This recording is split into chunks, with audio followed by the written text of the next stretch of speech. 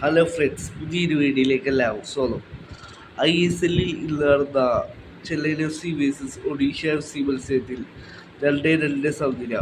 Rahul KP അരങ്ങേറ്റ മത്സരം കളിച്ച മത്സരത്തിൽ 2-2 സമനിലയിൽ പിരിയുകയായിരുന്നു ഇരു ടീമുകളും. ചെന്നൈയാണ് ആദ്യം ലീഡെടുത്തത്. ഗിൽബർ ജോർദനാണ് ചെന്നൈയുടെ 2 ഗോളുകളും സ്വന്തമാക്കിയത്. ധോണി സീസണിലെ 8ാമത്തെ ഗോളാണ് ഗിൽബർ ജോർദൻ പൂർത്തിയാക്കുന്നത്. 2 ഗോളിനും അസിസ്റ്റ് നൽകി കോളർഷീൻ. പിന്നീട് ഒഡീഷ FC മൊറിയേറ്റർ ഗോമസിലൂടെ 2-1 മൊറിയേറ്റർ ഗോമസിന്റെ സീസണിലെ ആദ്യ ഗോളാണ് ഒഡീഷയ്ക്ക് വേണ്ടി സ്വന്തമാക്കിയത്. പിന്നീട് ചെന്നൈ ഓൺ ഗോൾ വാങ്ങുകയായിരുന്നു. ഇങ്ങനെയാണ് 2-1 പിരിയുന്ന മത്സരത്തിൽ.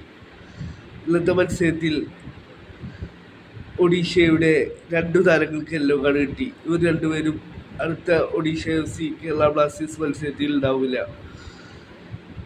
യൂഗോ ഗോമസിന് 4th യെല്ലോ കാർഡ് കിട്ടി, പ്യൂട്ടിക്ക് 4th യെല്ലോ കാർഡ് കിട്ടി. ഇരുവരും ബ്ലാസ്റ്റേഴ്സിനെതിരായിട്ടുള്ള അടുത്ത മത്സരത്തിൽ ഉണ്ടാവില്ല.